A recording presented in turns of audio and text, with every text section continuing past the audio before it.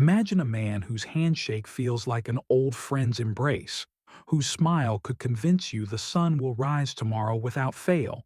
He speaks softly, listens intently, and remembers details you mentioned months ago. You think, he's one of the good ones. That's exactly how the con begins. For victims of this billion-dollar scam, the perpetrator didn't start with numbers or spreadsheets. He started with trust. At charity galas, country clubs, and quiet business lunches, he wove himself into the social fabric of his targets. No hard sell, no desperate pitch, just gentle conversations about family, vacations, and the markets. His weapon wasn't an aggressive sales tactic, it was patience. For months, sometimes years, he let relationships grow organically, and when the time came to talk investments, it felt like the most natural next step. The genius of the scam was that it never felt like a scam. You weren't buying into some stranger's plan. You were helping a friend manage your wealth more wisely. The psychology is chilling. Human beings are wired to trust familiarity. Studies show that repeated exposure to a face, even without meaningful interaction, triggers a subconscious sense of safety. The scammer knew this instinct intimately and weaponized it with terrifying precision.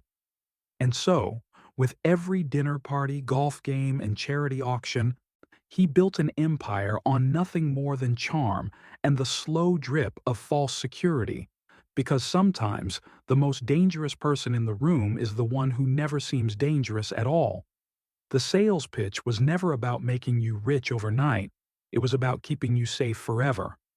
In a world of market chaos, crypto crashes, and economic uncertainty, the scammer's offer was intoxicating: steady, predictable returns, 10 to 12%, year after year, rain or shine. To the untrained eye, it was the perfect middle ground, not too flashy to raise suspicion, not too modest to be ignored. That's the brilliance of the lie. Extreme stability in an unstable world feels like salvation. The mechanism was a classic Ponzi scheme, though victims didn't know it. New investors' money was used to pay returns to earlier ones, creating a flawless illusion of success. Quarterly statements looked impeccable, stamped with professional letterheads and industry jargon.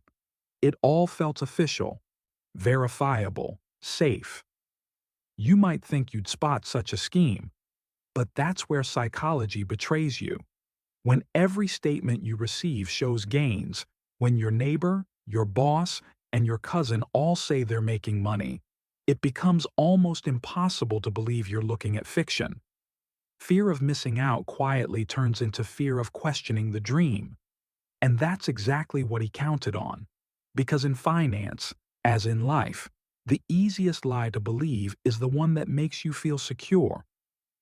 It wasn't just about money, it was about belonging. Investors didn't feel like customers, they felt like members of a rare, exclusive club.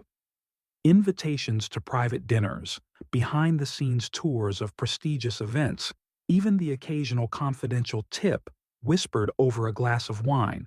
Every detail was engineered to make you feel chosen. This illusion of exclusivity is one of the most powerful tools in a scammer's arsenal. Psychologists call it scarcity bias, the belief that something is more valuable simply because it's harder to get. By telling potential investors there were limited slots or strict requirements, the scammer turned his fund into a prize to be won, not a service to be bought. Once you were in, the dynamic shifted. You weren't questioning him, you were defending him. Anyone who doubted the opportunity was an outsider, someone who didn't understand how these things work. This subtle us vs them mentality meant that even whispers of trouble were dismissed as jealousy or ignorance. The deeper truth? There was no inner circle, just a carefully constructed echo chamber where confidence echoed back and forth until doubt couldn't breathe. And that's the cruelest trick of all, making people believe they're part of something rare when they're actually just part of the herd. Every scam has a weakness, and for this one, it was paper, or rather, the endless stacks of it. Flawless monthly statements, perfectly designed account summaries, and official-looking letters from regulatory partners painted a picture of legitimacy so convincing it could fool even seasoned financial professionals. The scammer understood something critical. People believe in what they can hold. A printed statement feels more real than a digital number. It's tangible, permanent, proof, or at least the illusion of it. Behind the scenes, these documents were nothing but smoke. Fabricated returns, fictional assets, and non-existent trades filled the pages. But they weren't just lies. They were comforting lies. The kind you'd put in a drawer, pull out months later, and smile at before tucking them back again. Some victims even framed their best years, hanging them in home offices like trophies. Each sheet of paper was another brick in the scam's fortress, reinforcing the belief that their money was safe. But a fortress built on forged paper isn't a fortress at all, it's a stage set. And when the curtain finally fell, all that remained was shredded faith and worthless ink. The signs were there, tiny cracks in the perfect facade, a delayed statement, a vague answer to a direct question, a subtle change in tone during a meeting. But instead of asking harder questions, most investors stayed silent. Why? Because speaking up risked more than just an awkward conversation, it risked shattering the dream. Once you've told your friends and family about the brilliant investor you found, once you've watched your account grow month after month, doubt becomes dangerous. It threatens not just your money, but your reputation. The scammer exploited this with masterful skill. When someone did raise a concern, he would turn the spotlight back on them. You seem stressed. Maybe this type of investing isn't right for you. In that single sentence, he reframed skepticism as weakness. Nobody wanted to be the nervous amateur who didn't get it. This is how silence becomes the perfect camouflage for fraud. As long as nobody speaks, the illusion stays intact. And the longer the silence, the harder it is to break. Because sometimes, the loudest support for a scam is the quiet agreement of those too afraid to question it. It's one thing to convince ordinary people to trust you, it's another to have the rich and powerful standing at your side.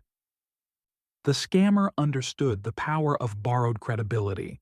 By aligning himself with high-profile figures, celebrities, politicians, industry leaders, he created a shield of prestige that made him seem untouchable. Photos at charity events with well-known names, glowing testimonials from public figures, and casual mentions of "our mutual friend" in conversation, all of it was part of the performance. Investors didn't just believe in him, they believed in the people who believed in him. This is the dangerous psychology of social proof.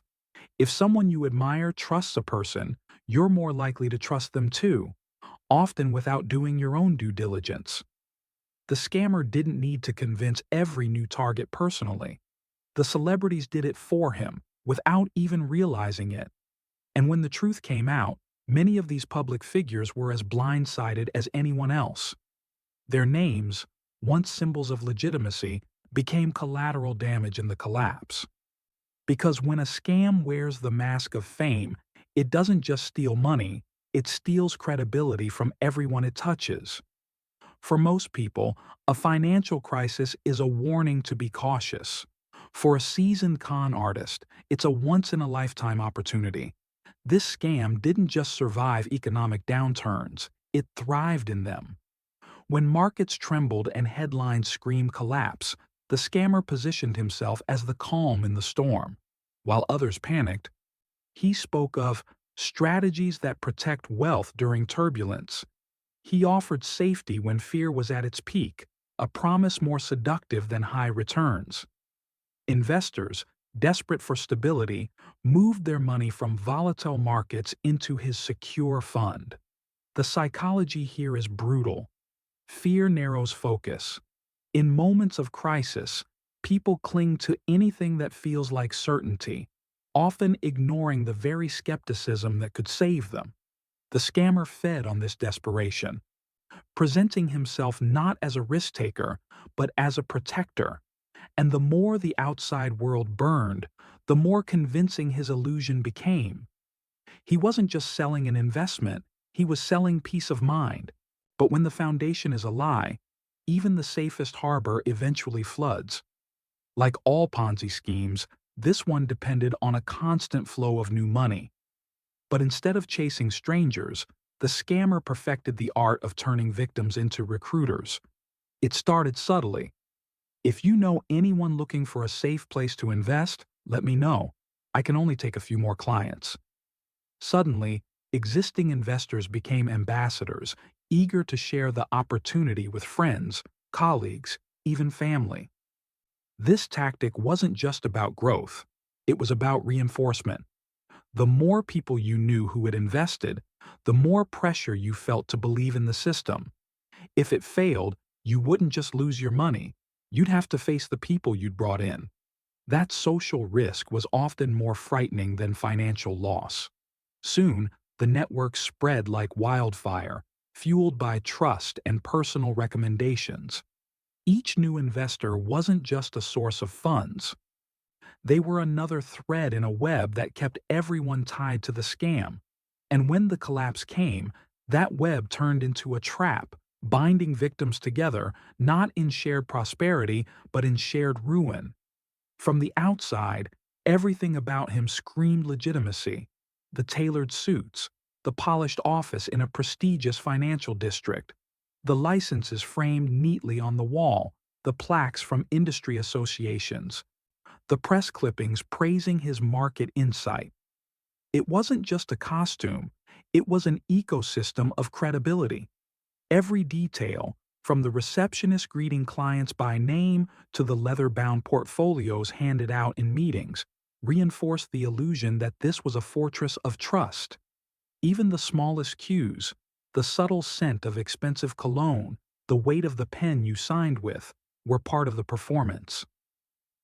This is the psychology of signaling. We are wired to believe that certain symbols equate to competence. The scammer understood that dressing, speaking, and operating like a successful financial manager was more persuasive than any sales pitch. After all, why would someone go to such lengths if they weren't the real deal? But in truth, the fortress was a movie set.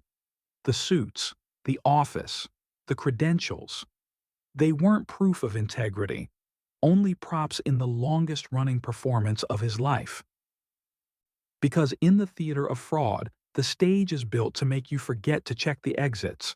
For years, the machine ran flawlessly, until the math finally caught up. Like all Ponzi schemes, the scam relied on an ever-growing pool of new money to pay old promises.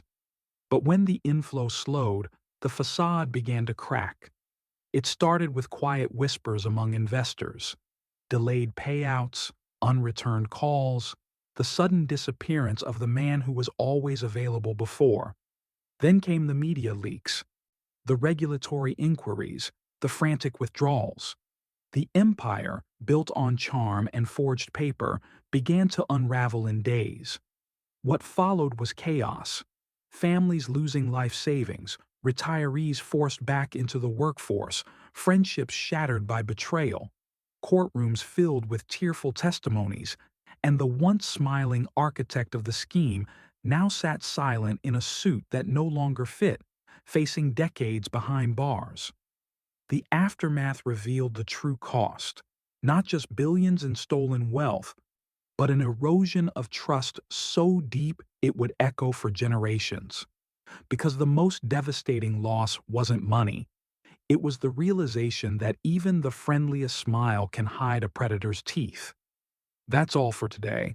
I'll be making similar videos in the future. Subscribe to see them.